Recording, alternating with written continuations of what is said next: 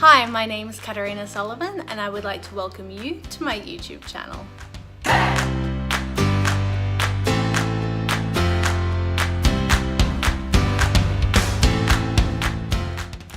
Today is the second video in our Election 2019 mini-series, and today we're covering what actually happens when you get to a polling place on election day, May 18th.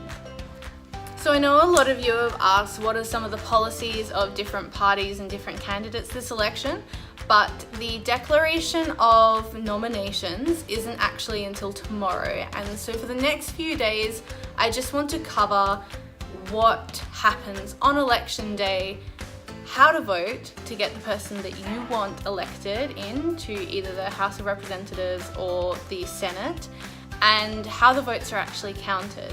So hang in there because this is all really important information, and we're going to start with a little bit of what to expect on election day. Now, to make sure you go to the right place to vote, you can check for different locations on the AEC website. So that's the Australian Electoral Commission, and their address is aec.gov.au. And I've spoken about this in my last video. They're really the best place to go for what you should be getting ready for, like where to go, who your candidates are. They're a great source of information, and this is not the last time I'm going to reference them in this series of videos. They are where I go when I want to know what margins were in 2016 and how many first preference votes people got, and all this really in-depth information into how people got voted in. And we're going to cover what all of those things mean in upcoming videos, so don't be scared if you didn't understand a word I just said, because we're going to make sure all of it's covered. But bottom line is aec.gov.au, one-stop shop for information on this election. Most places where you will go to vote are public buildings. A lot of the time they are public schools. So the first time I ever voted in a federal election, I went to the public school down the road from me. And the second time I ever voted in a federal election, I went to Old Parliament House, which was an amazing experience, and I'm still giddy about it. And I think I might go back again this year because it's just an amazing feeling to vote in a building that used to legislate everything about Australia. And so many amazing things happened there. There are a whole different lot of places you can go to vote. If you ever are in Canberra for an election, I recommend going to vote at Old Parliament House because it's awesome, just absolutely awesome. So once you get to the polling location, it can be an incredibly overwhelming experience, especially for a first-time voter, because there are so many people doing so many different things. And what I want to cover is basically start to finish how to get through the process so it's easy, breezy, calm, relaxing, zen, empowering, and you get to enjoy your democracy sausage in peace at the end. So when you get there, you'll notice a lot of people handing out how to vote cards, and there'll be volunteers for particular candidates. And these cards basically tell you how to vote to get a particular candidate elected, get them to have the best outcome.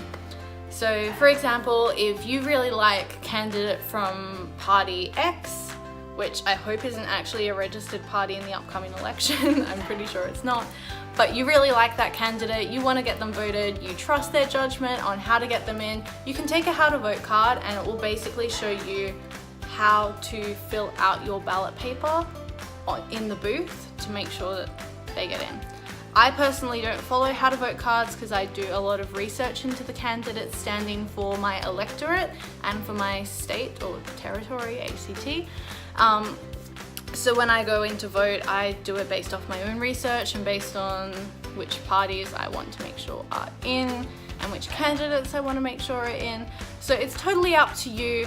It can be really easy, especially if you're a first-time voter and you just want to get through the process and you know one candidate you really like. There's nothing wrong with taking the cards. Just one thing to note about the how to vote cards, that you're not under any obligation to take any card from anyone. So if someone pushes it on you and you feel uncomfortable, and you feel like they're harassing you, there's actually severe penalties in place for that. So if you do feel harassed or uncomfortable after being approached by someone who's volunteering for a candidate with a how to vote card, you can let an official know and they will deal with that accordingly. Especially this message is going out to the young people and the first time voters, because you can say no, it's totally okay, and you shouldn't feel overwhelmed. Like, it's already stressful enough choosing the future leader of the country, let alone having to have someone force something on you. So bear that in mind. You don't need any more stress on the day than you're already getting put under for having such an important decision to make, which should be seen as something really fun, because we are so lucky in Australia that we actually get to vote and our voice is heard at the election. So once you enter the building, you'll see a table with officials sitting behind, and in front of them they'll have what looks like a phone book, which, as I'm saying it, I'm realizing that's probably a really bad point of reference, because there are some people who don't know what phone books are because they're a little bit outdated.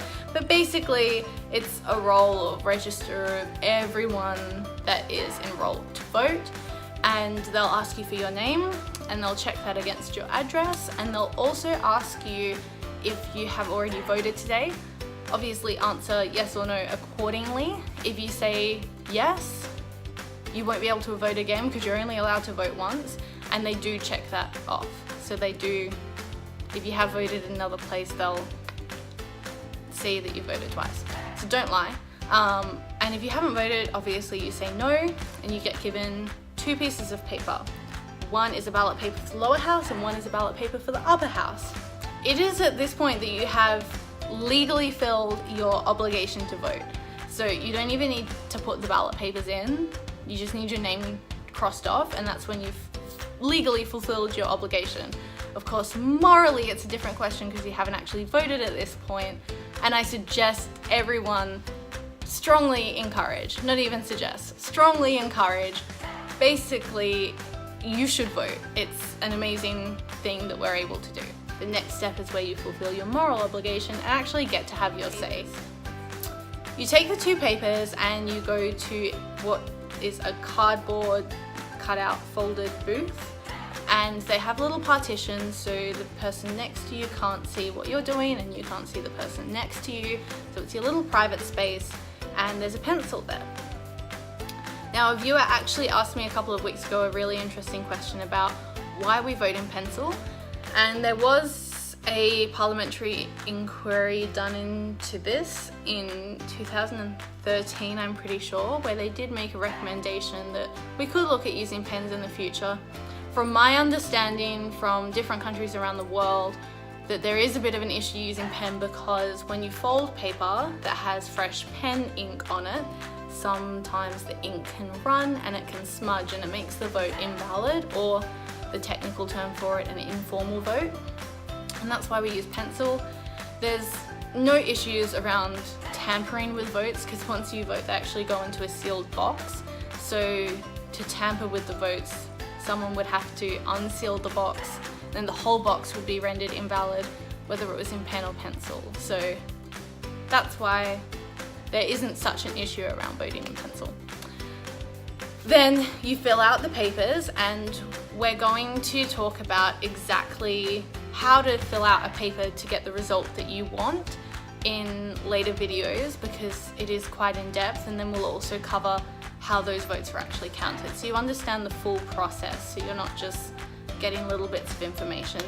And you can choose whether or not you want to watch the videos on how the votes are counted, because I will do them separately because there's a lot of information in there, a lot of maths and a lot of just confusions. So they're totally up to you whether or not to watch, but I do suggest watching the how to vote videos that are coming out in the next week. So by the end of the week, you will know how to vote for the candidates that you want. So once you've done that, you can fold the papers if you want. I know in the states that have massive Senate cards, there were cards last year, I can't remember, they're up to like 1.6 meters in length, maybe even longer. That's the Senate paper, it's huge.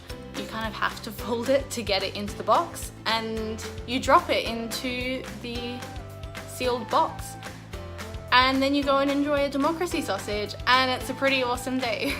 If you do have any questions at any point during the voting process, ask an official. That's what they're there for. They're super helpful. There's no judgment, especially if you're a first-time voter. Don't be afraid to ask for help, because you want to get this right, and you don't want to be sitting there stressing, am I doing the right thing, am I not doing the right thing, when there's someone there that's going to tell you whether or not you're doing the right thing. So just ask. Honestly, ask. So I do have to tell a funny story about my mother, which she's going to disown me for doing this, but it was hilarious. My mom's the sweetest lady, just like anyone who's ever met her, she's just gorgeous. But sometimes she does some things that I'm thinking, girl, you could be in a Mr. Bean movie. And I can't remember if it was last time she voted or the time before, but she took her papers to the cardboard booth, and then all of a sudden she lost one. I'm pretty sure it was the lower house card, which is the smaller of the two. And of course you can't get a new card unless you hand your old card to an official and they destroy it on the spot, because then you could have the chance of voting twice.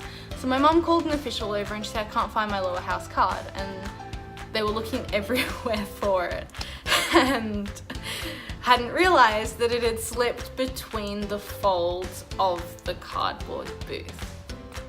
And so my poor mother, they had to take the booth apart, find her paper, and then put the booth back together again.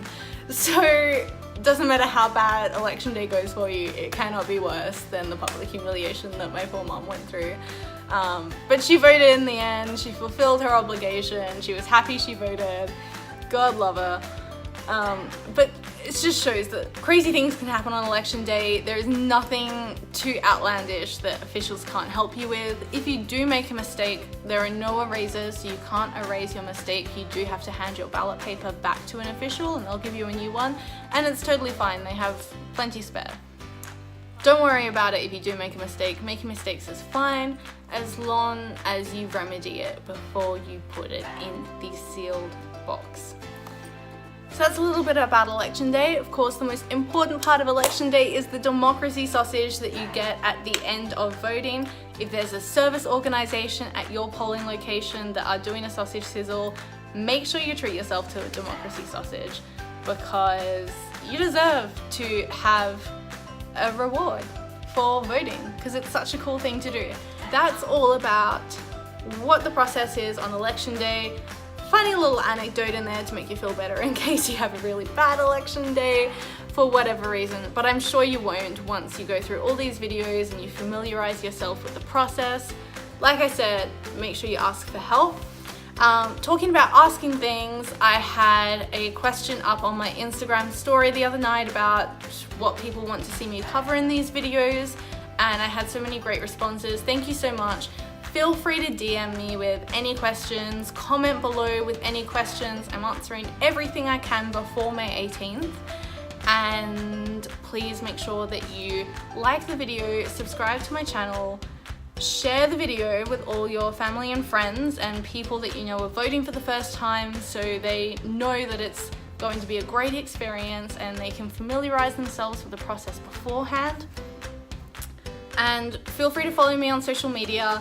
Check out my blog and other pieces that are coming out, because I'm going to write a few things that I can't do videos about, and I will let you know in the videos as they come out.